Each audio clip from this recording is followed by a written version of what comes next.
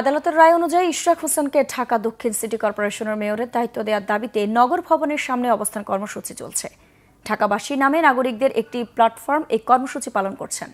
দর্শক, এই মুহূর্তে নগর ভবনে আছেন বিশেষ প্রতিনিধি মিরাজ হোসেন কাজী। সরাসরি যুক্ত হচ্ছি তার সাথে। মিরাজ, আজকের কর্মসূচির এখনকার অবস্থা সম্পর্কে জানান, আর বক্তারা কি বলছেন?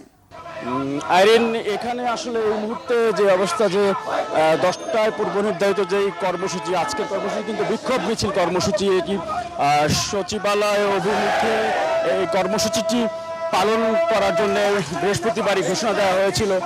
সেই বাস্তবতায় আজকে সকাল থেকেই ঢাকা দক্ষিণ সিটি কর্পোরেশনের বিভিন্ন ওয়ার্ড এবং অঞ্চল থেকে ঢাকার যে সাধারণ নাগরিক আছেন, সাধারণ ভোটাররা আছেন, তারা এই ঢাকা দক্ষিণ সিটি কর্পোরেশনের যেই নগর ভবন, সেই নগর ভবনের সামনে এসে সমবেত হয়েছেন এবং এখনও বিভিন্ন ওয়ার্ড এবং থানা থেকে খণ্ড খণ্ড মিছিল নিয়ে তারা সমবেত হচ্ছেন এবং ঢাকা দক্ষিণ সিটি কর্পোরেশনে মেয়র অর্থাৎ নির্বাচন কমিশনের গেজেট প্রকাশের পরও ঢাকা দক্ষিণ সিটি কর্পোরেশনের মেয়র হিসেবে ইঞ্জিনিয়ার ইশরাক হোসেনকে শপথ গ্রহণ করা এবং দায়িত্ব বুঝিয়ে না দিয়ে স্থানীয় সরকার মন্ত্রণালয় যে টালবাহানা করছে, সেই অভিযোগে এখানে নগরবাসীরা সমবেত হয়েছে। তারা যেটি বলছেন যে আদালতের আদেশ এবং একই সাথে সাংবিধানিক প্রতিষ্ঠান নির্বাচন কমিশন প্রজ্ঞাপন জারি করার পরেও কার স্বার্থে কোন অশুভ উদ্দেশ্যে শপথ টালবাহানা করা হচ্ছে কিনা, সেই প্রশ্ন তুলছেন ঢাকা দক্ষিণ সিটি কর্পোরেশনের সাধারণ ভোটার, নগরবাসী এবং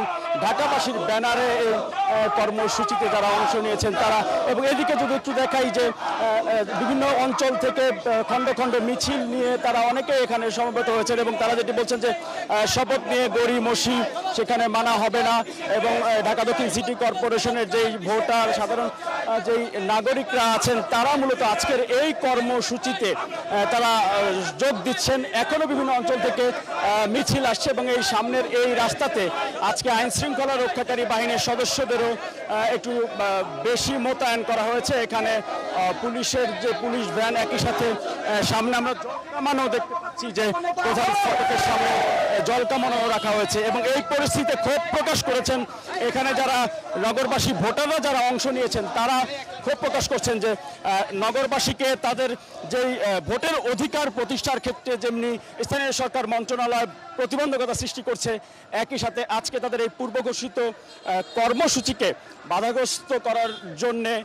এখানে যেই পরিস্থিতি তৈরি করা হচ্ছে, সেটি নিয়েও সাধারণ ঢাকাবাসী যারা আজকে কর্মসূচিতে অংশ নিয়েছেন তারা ক্ষোভ প্রকাশ করেছেন। সকাল থেকে তাদের সাথে কথা হচ্ছিল, কিন্তু তারা যেটি বলেছেন যে ইঞ্জিনিয়ার ইশরাক হোসেনকে তারা 2020 সালের 1 ফেব্রুয়ারি নির্বাচনে ভোট দিয়েছিলেন, কিন্তু সেই ফলাফল ছিনিয়ে নেওয়া হয়েছিল সেদিন। তখনই ইশরাক হোসেন মামলা করেছিলেন। সেই মামলায় শুনানি শেষে আদালত রায় দিয়েছে যে আগের ফল বাতিল করে নতুন করে ইশরাক হোসেনকে বিজয়ী মেয়র হিসাবে ঘোষণা করার জন্য এবং সেই আলোকে নির্বাচন কমিশন থেকে প্রজ্ঞাপনও জারি করা হয় এবং সেই প্রজ্ঞাপন জারির পরও কেন ইশরাক হোসেনকে মেয়র পদ বুঝিয়ে দেওয়া হচ্ছে না, সেই জন্যে দাবি জানাচ্ছেন এখানকার ভোটাররা।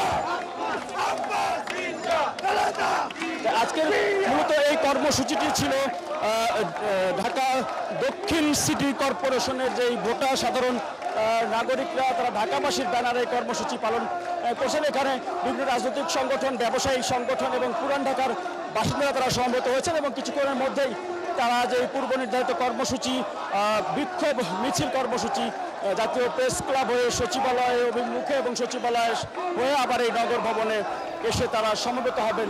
এই কর্মসূচির জন্য এখন প্রস্তুতি চলছে। আইরিন, ধন্যবাদ মিরাজ।